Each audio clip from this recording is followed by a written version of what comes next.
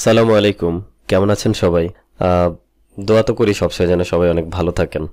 যাই হোক, একটা প্রশ্ন করতে খুব ইচ্ছে করছে, কমেন্টে পারলে উত্তরটা দিয়েন। ঠিকমতো পড়াশোনা করছেন তো সবাই? দেখুন, পড়াশোনা কত সহজ হয়ে গিয়েছে। আপনার বই, সেই বইটাকে আপনি খুলছেন, দেখছেন, পাশে আর একটা বই নিচ্ছেন, সেটা অর্থ পড়ছেন। কত কঠিন, বারবার হাতকে নড়াতে হচ্ছে। কিন্তু এখন এই যে আমি আপনাদেরকে অনলাইনে এভাবে সুন্দর করে অর্থ করে দিচ্ছি, ইউটিউব চ্যানেল থেকে আপনারা সেটা যখন ইচ্ছা দেখতে পাচ্ছেন, বের করে পড়তে পারছেন। যেই লাইনটুকু আপনার প্রবলেম, সেখানে পজ করে থামিয়ে আপনি সেটুকু বুঝে নিয়ে আবার চালু করে আবার বাকিটুকু বুঝে নিচ্ছেন। এরকম অনেকেই করছে, অনেক সম্মানিত শিক্ষকরাই করছেন। আপনাদের জন্যই এই সমস্ত শিক্ষকদের এই প্রচেষ্টা। আমার সম্মানিত যে সমস্ত শিক্ষকরা এই প্রচেষ্টা করে যাচ্ছেন, তাদের সবার প্রতি আমার আন্তরিক শ্রদ্ধা, বিনম্র শ্রদ্ধা। দেখুন, পড়াশোনা যদি না করেন তাহলে কিন্তু আপনার মনের কোনো ইচ্ছাই পূরণ করতে পারবেন না। ছেলেদের বিভিন্ন রকম ইচ্ছে থাকে। ছেলেদের ইচ্ছে থাকে যে তারা ভালো ভালো মেশিনারিজ ব্যবহার করবে জীবনে। ফর এক্সাম্পল, ভালো কার ব্যবহার করবে, তারা একটা ভালো ডিভাইস ব্যবহার করবে, ভালো একটা কম্পিউটার বা ল্যাপটপ ব্যবহার করবে, তারা একটা ভালো ড্যাশ পেতে চায়। কি পেতে চায়? সুন্দর ড্যাশ পেতে চায়। আবার মেয়েদের অনেক স্বপ্ন থাকে যে সে জীবনে অনেক বড় হবে, সে সুন্দর সুন্দর জামা কাপড়, পোশাক আশাক সব সময় তার চাই, সুন্দর সুন্দর খাবার দাবার, রান্নাঘরটা অনেক সুন্দর হতে হবে, বাড়িটা অনেক সুন্দর হতে হবে, গোছানো হতে হবে, তার একটা সুন্দর স্মার্ট ড্যাশিং ড্যাশ চাই। তো এগুলো কিন্তু পেতে হলে একমাত্র হাতিয়ার এই স্টুডেন্ট লাইফে আপনাদের কাছে, সেটা কি? সেটা হলো পড়াশোনা। Not only English but also all the subjects. Okay, ইংরেজি আমি চেষ্টা করছি। আমি ইন্টারমিডিয়েটের মানে এই ফার্স্ট পেপার বইটিকে এবং সেকেন্ড পেপার একটা একটা করে সবগুলো কোশ্চেনকে কমপ্লিটলি সলিউশন দিয়ে দিব, খুব সহজে যেন করতে পারেন। এছাড়া অন্যান্য সাবজেক্টেরও আমরা এরকম অনেক অনলাইন ভিত্তিক পড়াশোনা পাই। আমাদের সর্বোপরি সবচেয়ে ইম্পর্টেন্ট হচ্ছে আমাদের স্ব প্রতিষ্ঠানের শিক্ষক, সম্মানিত শিক্ষকরা, তারা কিন্তু খুবই ভালোবাসেন আমাদেরকে। আমরা বুঝতে পারি না হয়তো বা ছাত্র হিসেবে। আমি আমার স্টুডেন্টদেরকে অনেক ভালোবাসি। আমি আমার স্টুডেন্টদের যে কোনো জিনিস বোঝার চেষ্টা করি। সেটা হতে পারে তার মনের কষ্ট, তার আবেগ, তার বিবেক, সব কিছুই আমি ভেবে বুঝে বের করে নেওয়ার চেষ্টা করি। অনেক সময় স্টুডেন্টরা এটা বুঝতে পারে না। স্টুডেন্টদের আমি অনেক কাছের ভাবি, কখনো কখনো খুব ডিপলি তাদের সাথে মিশে যাই, ফ্রেন্ডলি মিশে যাই। এগুলো কিন্তু সবই তাদের ভালোর জন্য, কিন্তু অনেক সময় স্টুডেন্ট এগুলো বুঝতে পারে না। যাই হোক, আমরা শিক্ষক হিসেবে আমাদেরকে আল্লাহ তাআলা আমাদের প্রফেশন দিয়েছেন, সেক্ষেত্রে আমরা আসলে মেনেই নিয়েছি যে আমাদের জীবনে সবচেয়ে সুখের বিষয় ছাত্র ছাত্রী, আমাদের জীবনে সবচেয়ে দুঃখও দেয় ছাত্রছাত্রী, কিন্তু আমরা সেটা কখনোই মনে করি না। আমি নিশ্চয়ই ভাববো, বা আমার এই মতের সাথে সব স্যাররাই কিন্তু একমত পোষণ করবেন। ওকে, আমরা সবসময় আমাদের সব স্টুডেন্টদের ভালো চাই। যাই হোক, আমার প্রশ্নের উত্তর কিন্তু আপনারা দিবেন যে আপনারা ঠিকমতো পড়ছেন কিনা। যদি ঠিকমতো না পড়েন তাহলে কিন্তু আপনি কোনোভাবেই আপনার জীবনের ওই যে সুন্দর সুন্দর কোনো কিছুই পাবেন না। ওকে, আজকে আর একটা ইম্পর্টেন্ট লেসন পড়বো, ইউনিট 2, গ্রেটেস্ট সায়েন্টিফিক অ্যাচিভমেন্টস, সেখানকার unit 4, lesson 4, scientific breakthroughs we are waiting for, বৈজ্ঞানিক সাফল্য বর্জন যার জন্য আমরা অপেক্ষা করছি। তবে এটা কিন্তু পার্ট 2, আর আমরা এর আগে কিন্তু পেয়েছি পার্ট 1। ওকে, পার্ট 2 এর মধ্যে কোন কোন বৈজ্ঞানিক সাফল্যের জন্য আমরা অপেক্ষা করছি সেটা সম্পর্কে একটু পড়ে দেখি। ম্যান্ড মিশন টু মার্স। মার্স হচ্ছে মঙ্গল গ্রহ, মঙ্গল গ্রহে মানুষের অভিযান। এখনকার সবচেয়ে গুরুত্বপূর্ণ আলোচ্য বিষয় বিজ্ঞানের, যে মানুষ মঙ্গল গ্রহে যাবে কিভাবে, কবে। আমরা কিন্তু অলরেডি জেনেছি যে রাশিয়া একজন মেয়েকে পাঠাবে মঙ্গল গ্রহে, যে কিন্তু ওয়ান ওয়ে ট্রিপ, সে যাবে ফিরে আসবে না, সে কিন্তু সেখান থেকেই সব তথ্য আমাদেরকে পাঠাবে। এটা একটা অনেক বড় কঠিন ব্যাপার হয়ে গেল। একজন মানুষ, একজন মেয়ে, সে যাবে, সে আর ফিরে আসবে না। জানি না মানুষ কিভাবে ডিসিশনগুলো নেয়। ওকে, হয়তো বা সে ভেবেছে যে তাকে সারা জীবন মানুষ মনে রাখবে, দ্যাটস ওয়াই সে এরকম ডিসিশন নিয়েছে, এমন হতে পারে। পুটিং মেইন অন মার্স, মানুষকে মঙ্গলে নিয়ে যাওয়া, মঙ্গল গ্রহে নিয়ে যাওয়া, হ্যাজ বিন অ্যান আইডিয়া, এটা একটা ধারণা, এটা একটা কল্পনা। ইন সায়েন্স ফিকশন, সায়েন্স বৈজ্ঞানিক, ফিকশন গল্প, তাহলে বৈজ্ঞানিক কল্প কাহিনীর, ফর কোয়াইট এ হোয়াইল, অনেক দিন হলো। তাহলে মানুষকে মঙ্গল গ্রহে নিয়ে যেতে পারা, মানুষের অভিযান মঙ্গল গ্রহে পরিচালনা করা, এটি আসলে বৈজ্ঞানিক কল্প কাহিনীতে অনেক দিন ধরেই চলে আসছিল।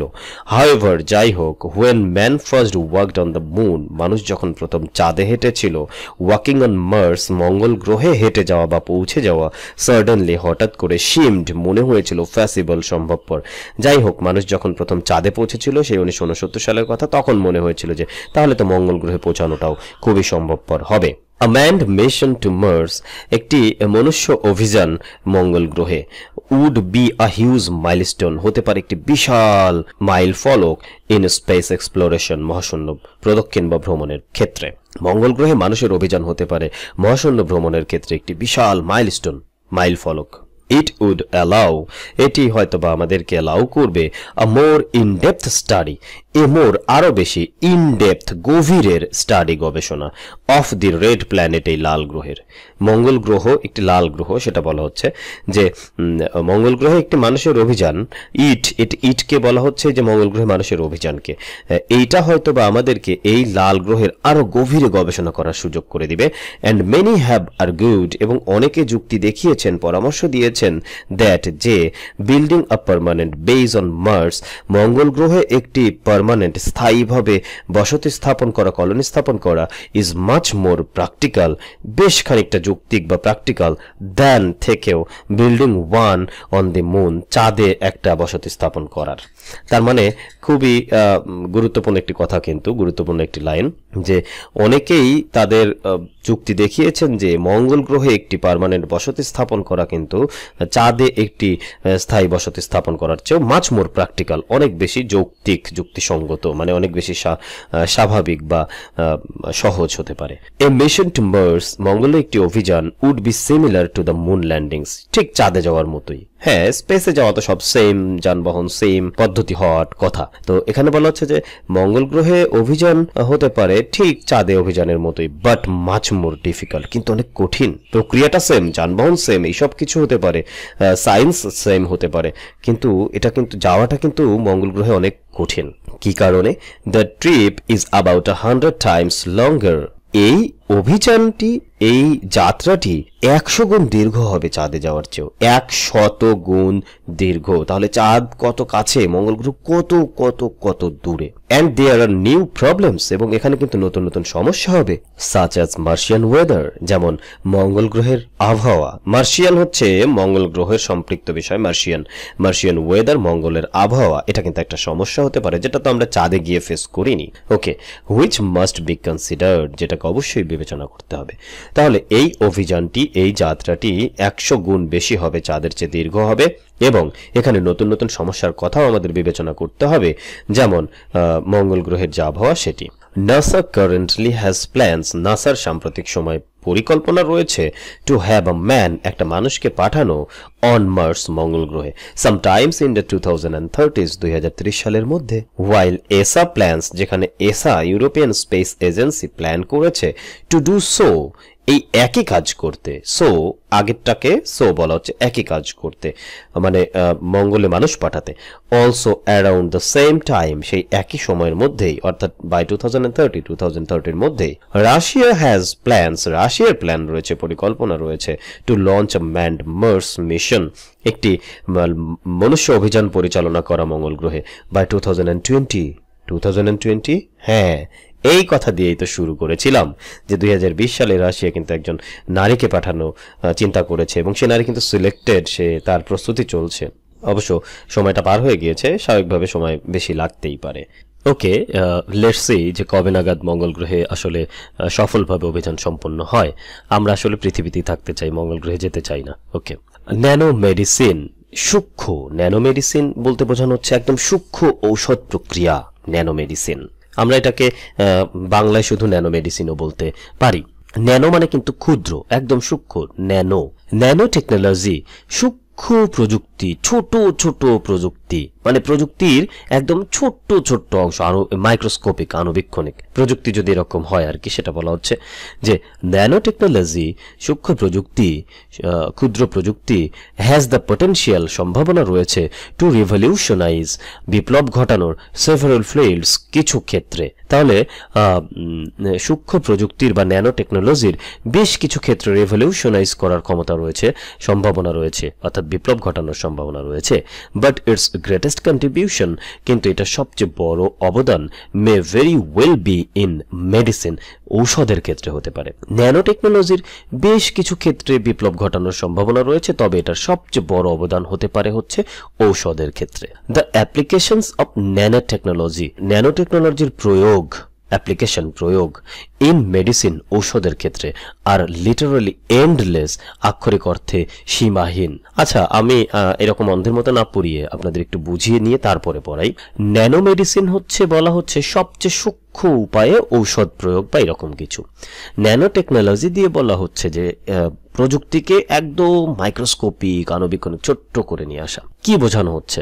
বোঝানো হচ্ছে যে ধরেন আপনার শরীরে যে কোনো জায়গার প্রবলেমের জন্য আপনি ঔষধ কিন্তু মুখ দিয়ে গ্রহণ করি আমরা, আপনি করেন, বা ইনজেকশন এই সেই, সেটা কিন্তু যে কোনো জায়গায় দেয়া হয়। আর যদি ন্যানো মেডিসিন সম্ভব হয় তাহলে একদম অ্যাডভান্স ড্রাগ ডেলিভারি করা, অর্থাৎ শরীরের ঠিক যেই জায়গাটা আক্রান্ত সেই জায়গায় কিন্তু ঔষধ পৌঁছে দেওয়া সম্ভব, মাইক্রোস্কোপিক, যেটা চোখেই দেখা যায় না। তাহলে সেই প্রযুক্তি কত বড় প্রযুক্তি হতে পারে, কত ইফেক্টিভ প্রযুক্তি হতে পারে। তারপরে একদম সূক্ষ্ম অপারেশন, সেটাও কিন্তু একদম সূক্ষ্ম উপায় আপনি করতে পারেন, ছোট উপায় করতে পারেন, অর্থাৎ ঠিক যেই জায়গায় প্রবলেম সেই জায়গায় রোবোটিক একটা অপারেশন হয়ে গেল, বুঝতেই পারলাম না। তাহলে কত বড় বিষয়ের কথা ভাবা হচ্ছে। এখন একটু পড়তে পারি। ওকে, তার মানে এই জন্য বলা হচ্ছে যে ন্যানো টেকনোলজি অনেক ক্ষেত্রেই বিপ্লব ঘটাতে পারে, কিন্তু মেডিসিনের ক্ষেত্রে যেটা পারে সেটা লিটারালি এন্ডলেস, মানে আক্ষরিকভাবে সেটা বলা যায় না, শেষ করা যায় না। মলিকুলাস অণু কুড বি বিল্ট, তৈরি করা যেতে পারে, টু স্টিক টু, লেগে থাকতে, অ্যান্ড ডেস্ট্রয়, এবং ধ্বংস করতে, ক্যান্সার সেলস, ক্যান্সার কোষগুলোকে। অ্যান্ড অনলি ক্যান্সার সেল, শুধুই ক্যান্সার সেল, শরীরের অন্য কোনো কোষ না। এখানে বলা হচ্ছে যে একদম শুধু ক্যান্সার সেলকে, শুধুমাত্রই ক্যান্সার সেলকে ধ্বংস করতে এবং তার সাথেই লেগে থাকতে অণু তৈরি করা যেতে পারে। কারণ অণু তো সূক্ষ্ম, আমরা সেভাবে তৈরি করলাম একদম ছোট করে, সূক্ষ্ম করে, এবং সেটা শুধুই ক্যান্সার সেলকে ধ্বংস করলো, ক্যান্সার সেলের সাথেই লেগে থাকলো, কোষের সাথে লেগে থাকলো। মানে যাই না এটা সম্ভব কিনা, তবে এটা সম্ভব হলে নিশ্চয়ই ভালো হবে, আল্লাহ আমাদের সহায় হন। ওকে, অ্যাডভান্সড ড্রাগ ডেলিভারি টেকনিক্স, ওই যে যেটার কথা বললাম, অ্যাডভান্স আরো উন্নত ড্রাগ ডেলিভারি টেকনিক্স, ঔষধ প্রয়োগের টেকনিক, উপায় বা পদ্ধতি, কুড বি ইউজড, ব্যবহার করা যেতে পারে, টু ডেলিভার ড্রাগস, ঔষধকে পৌঁছে দিতে, টু স্পেসিফিক পার্টস, নির্দিষ্ট অংশে, অফ দ্য বডি, শরীরের। কি চমৎকার ব্যাপার। অ্যান্ড এলিমিনেট, এবং শেষ করা যেতে পারে, সাইড ইফেক্টস, পার্শ্ব প্রতিক্রিয়া। মানে আমরা যখন শুধুই সব প্রবলেমের জন্য মুখ দিয়ে ঔষধ সেবন করি অথবা শরীরের কোথাও ইনজেকশন গ্রহণ করি, তখন সাইড ইফেক্ট কিন্তু খুব স্বাভাবিক, কারণ সবকিছুই আমাদের ব্লাডে মিশে যায়। ওকে, আর যখন এই যে এইটা করা সম্ভব হবে, অ্যাডভান্স ড্রাগ ডেলিভারি টেকনিক, মানে ঔষধ পৌঁছে দেওয়ার একটা উন্নত প্রক্রিয়া যদি করা সম্ভব হয়, তাহলে কিন্তু স্পেসিফিক পার্টে, তাহলে কিন্তু সাইড ইফেক্টও শেষ হয়ে যাবে। ওকে, এই লাইনটার অর্থ দাঁড়াচ্ছে উন্নত ঔষধ প্রয়োগ প্রক্রিয়া শরীরের নির্দিষ্ট অংশে যদি সম্ভব হয়, তাহলে আমরা যে কোনো সাইড ইফেক্ট, পার্শ্ব প্রতিক্রিয়াকেও শেষ করতে পারবো। মাইক্রোস্কোপিক রোবটস, মানে বুঝতে পারছেন যে কি বলছে, মাইক্রোস্কোপিক রোবট, যা চোখে দেখা যায় না, এত সূক্ষ্ম রোবট, কুড বি ইউজড, ব্যবহার করা যেতে পারে, টু পারফর্ম করতে, কাজ করতে। কি কি কাজ করতে? আলট্রা ডেলিকেট সার্জারিজ, অতি সূক্ষ্ম সার্জারি, অপারেশন। আচ্ছা, টু রিপেয়ার ড্যামেজ টিস্যু, ধ্বংসপ্রাপ্ত বা ক্ষতিগ্রস্ত টিস্যুকে মেরামত করতে, ঠিক করতে। ওকে, টু হান্ট ডাউন, খুঁজে বের করতে, অ্যান্ড ডেস্ট্রয়, ধ্বংস করতে, সার্টেন সেলস, নির্দিষ্ট কোষগুলো, যেই কোষগুলো আক্রান্ত শুধু সেগুলোকে খুঁজে বের করা এবং ধ্বংস করা। হ্যাঁ, কোন ধরনের কোষ? যেমন হতে পারে লাইক ক্যান্সার সেল, যেই কোষটা ক্যান্সার আক্রান্ত শুধু তাকেই খুঁজে বের করবে এবং তাকে ডেস্ট্রয় করবে।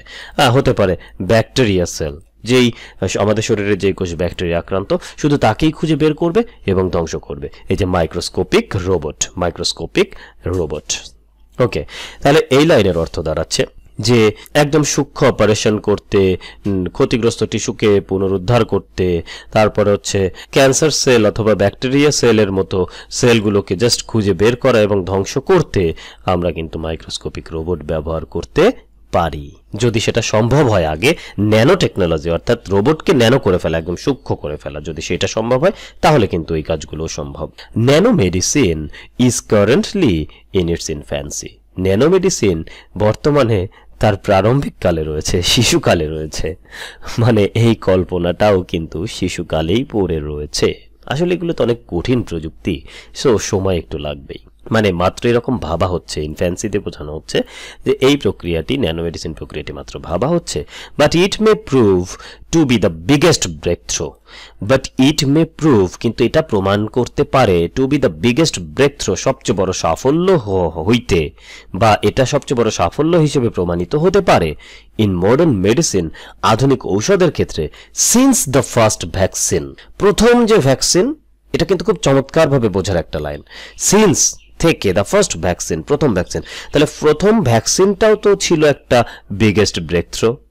তখন থেকে আজকে যে মডার্ন মেডিসিন, অর্থাৎ প্রথম ভ্যাকসিন থেকে আজকে যে আধুনিক মেডিসিন, এই পর্যন্ত যত সাফল্য, তার মধ্যে ন্যানো মেডিসিন মানে ন্যানো প্রক্রিয়ার ঔষধ হতে পারে হচ্ছে সবচেয়ে বড় breakthrough, to be the biggest breakthrough. তাহলে ন্যানো মেডিসিন এই বিষয়টি এখন তার প্রারম্ভিক সময় রয়েছে, কল্পনার দিকে রয়েছে, এবং এটি হতে পারে প্রথম ভ্যাকসিন আবিষ্কারের পর থেকে আজকের এই আধুনিক ঔষধের যুগের মধ্যেকার সবচেয়ে বড় সাফল্য। বাহ, এটা কিন্তু বেশ চমৎকার ছিল। এই যেখানে সবচেয়ে ভয়াবহ মানুষের জীবনে সবচেয়ে ক্ষতিকর যে সেল, এই রকম ক্যান্সার সেলকেই ন্যানোমেডিসিন যদি সম্ভব হয়, তাহলে সেটা সূক্ষ্মভাবে শুধু আমাদের শরীরের এই যাদের শরীরে এটা আক্রান্ত হবে তাদের শরীরে সেই ঠিক এই জায়গায় সেলটাকে গিয়ে ধ্বংস করবে, বাকি কোথাও কোনো প্রভাব ফেলবে না। আল্লাহ আমাদেরকে রক্ষা করুন সবচেয়ে ভয়াবহ দুরারোগ্য রোগগুলো থেকে আমরা সবাই যেন মুক্তি পেয়ে থাকি। ওকে, এখন আমরা পড়ব journey to the centre of the earth. Oh my god, journey, ভ্রমণ, to the centre of the earth, পৃথিবীর একদম কেন্দ্রে, পৃথিবীর কেন্দ্রে চলে যাওয়া, মানে পড়ে দেখি আসলে বিষয়টা কি। ইন দ্য 19th সেঞ্চুরি, 19 শতকে, ইট ওয়াজ জেনারেলি থট দ্যাট, সাধারণত ভাবা হতো যে, ম্যান উড রিচ, মানুষ হয়তো পৌঁছে যাবে, the centre of the earth, পৃথিবীর কেন্দ্রে, লং বিফোর, অনেক আগেই, হি রিচড দ্য মুন, চাঁদে পৌঁছানোর। 19 শতকের দিকে ভাবা হতো যে মানুষ চাঁদে পৌঁছানোর অনেক আগেই সেন্টার অফ দি আর্থ পৌঁছে যাবে, পৃথিবীর কেন্দ্রে পৌঁছে যাবে। কিন্তু ভেবে দেখুন, 1969 সালে মানুষ চাঁদে ঠিকই পৌঁছেছে, কিন্তু এখনো মানুষ সেন্টার অফ দি আর্থে পৌঁছাতে পারে নাই। আর সেজন্যই বলা হচ্ছে, দিস শোজ, এটিই দেখায় আমাদেরকে, জাস্ট হাউ আনপ্রেডিক্টেবল, কতটা অনিশ্চিত, অভবিতব্য, অনির্দেশ্য, মানে যা প্রেডিক্ট করা যায় না, কল্পনা করা যায় না, যার সম্পর্কে ধারণা করা যায় না, কতটা ধারণার অযোগ্য, অভবিতব্য টেকনোলজি ক্যান বি, প্রযুক্তি হতে পারে। একটু বুঝিয়ে দেই, আগে এই লাইনটার মিনিং বলে দেই। এটাই আমাদেরকে দেখায় যে প্রযুক্তি কত অকল্পনীয়, অভবিতব্য বা এমন হতে পারে। ওকে, একটু বুঝিয়ে দেই। মানুষ 19 শতকের দিকে ভেবেছিল যে মানুষ চাঁদে যাওয়ার আগেই হয়তো বা পৃথিবীর কেন্দ্রে পৌঁছে যাবে, কিন্তু সেখান থেকে কত বছর পার হয়ে গিয়েছে, মানুষ চাঁদে গিয়েছে 1969 সালে, কিন্তু এখনো মানুষ পৃথিবীর কেন্দ্রে যেতে পারেনি। এই জন্য বলা হচ্ছে যে ওখান থেকেই জানলে বোঝা যায় যে প্রযুক্তি কত অনিশ্চিত হতে পারে, ধারণা করা কঠিন প্রযুক্তি সম্পর্কে। এই journey to the centre of the earth, পৃথিবীর একদম কেন্দ্রে ভ্রমণ করা, is actually much more difficult, প্রকৃত অর্থে খুবই কঠিন, দেন ইট সাউন্ডস, বলার থেকে, মুখ দিয়ে বলার থেকে পৃথিবীর কেন্দ্রে ভ্রমণ করাটা অ্যাকচুয়ালি অনেক কঠিন। The pressure at the centre of the earth, পৃথিবীর কেন্দ্রের চাপ, ইজ এনরমাস, প্রকাণ্ড, প্রচণ্ড, বিকজ, কারণ, কোয়াইট লিটারালি, আক্ষরিক অর্থে বলতে গেলে, দি এন্টায়ার, সমগ্র, entire weight of the world, পৃথিবীর ভর, চাপ, is on top of you, আপনার ওপরে এসে পড়বে। মানে এখানে বলছে যে পৃথিবীর কেন্দ্রের চাপ একেবারে প্রকাণ্ড, আক্ষরিক অর্থে বলতে গেলে পৃথিবীর সমস্ত চাপই আপনার উপরে এসে পড়বে। There is no known substance, এমন কোনো চেনা জানা বস্তু নেই, নট ইভেন কার্বন ন্যানোটিউব, এমনকি কার্বন ন্যানোটিউবও নয়। মানে কার্বন ন্যানোটিউব হচ্ছে একটি বস্তু যা প্রচুর প্রেসার নিতে পারে। তো এখানে বলা হচ্ছে যে এমন কোনো চেনা বস্তু নেই, এমনকি যেহেতু কার্বন ন্যানোটিউব আমরা চিনি এবং এটা অনেক প্রেসার নিতে পারে, এমনকি এটাও নয়, দ্যাট ক্যান মেইনটেইন, যা ঠিকঠাক রাখতে পারে, ইটস শেপ, এটার আকৃতি, at such a great pressure, এরকম প্রচন্ড চাপে। তার মানে এখানে এত সুন্দর করে বোঝানো হচ্ছে যে পৃথিবীতে এমন কোনো পরিচিত বস্তু নাই যা এত প্রেসার, এত চাপ নিতে পারে, এমনকি কার্বন ন্যানোটিউবও না। মানে কার্বন ন্যানোটিউব অনেক প্রেসার নিতে পারে, কিন্তু এখানে বলা হচ্ছে যে পৃথিবীর কেন্দ্রে গিয়ে কার্বন ন্যানোটিউবও টিকতে পারবে না, এমনকি অন্য কোনো পরিচিত বস্তুও টিকতে পারবে না, তার আকৃতি ঠিক রাখতে পারবে না। while the earth's deep interior, যখন পৃথিবীর একদম গভীরের অংশ মে অফার, আমাদেরকে হয়তো বা অফার করছে, আমাদেরকে সুযোগ দিচ্ছে ভাস্ট অ্যামাউন্ট অফ এনার্জি, হয়তো বা প্রচুর পরিমাণে শক্তির উৎস, মানে পৃথিবীর একদম কেন্দ্রটি হয়তো বা আমাদেরকে প্রচুর শক্তির উৎস হিসেবে আমাদের কাছে ভাসছে, আমরা মনে হচ্ছে এখান থেকে প্রচুর শক্তি আমরা উৎপাদন করতে পারি, এরকম মনে হচ্ছে। It may be quite a while, it may be এটা হতে পারে কোয়াইট আ ওয়াইল, অনেক দেরি, অনেক দূরের কথা, বিফোর পূর্বে we can tap into it directly, এইটাতে পৌঁছে যাওয়ার সরাসরি। তার মানে এখানে বোঝাচ্ছে যে পৃথিবীর কেন্দ্র হয়তো বা আমাদেরকে অনেক শক্তির উৎস হিসেবে আমাদের সামনে দেখা দিচ্ছে, আমরা হয়তো এখানে অনেক শক্তি পেতে পারি মনে হচ্ছে, তবে ঠিক সরাসরি এটার মধ্যে চলে যাওয়া, ডাইরেক্টলি ট্যাপ ইনটু ইট, এটার মধ্যে সরাসরি চলে যাওয়া কোয়াইট এ ওয়াইল, অনেক দূরের কথা, অনেক সময় এখনো লাগবে। বেশ চমৎকার ছিল প্যাসেজটি। যাই হোক, আমরা এখন এই প্যাসেজটি যদি প্রথম প্যাসেজ হিসেবে পরীক্ষায় চলে আসে, তাহলে এই প্যাসেজ থেকে কোন ওয়ার্ডগুলো সিনোনিমাস্টিক চিহ্ন হতে পারে, অথবা কোন ওয়ার্ডগুলো দিয়ে বলতে পারে যে এই ওয়ার্ডের মতো আর একটি ওয়ার্ড কোনটি, চারটার মধ্যে অপশন খুঁজে বের করতে বলে, যেটাও কিনা প্রায় সিনোনিমাসের মতোই, সেইগুলো একটু দেখে নেব। ফিকশন, ফিকশন মানে কথা সাহিত্য বা গল্প, সায়েন্স ফিকশন মানে বৈজ্ঞানিক কথা সাহিত্য বা গল্প বা বৈজ্ঞানিক কল্প কাহিনী।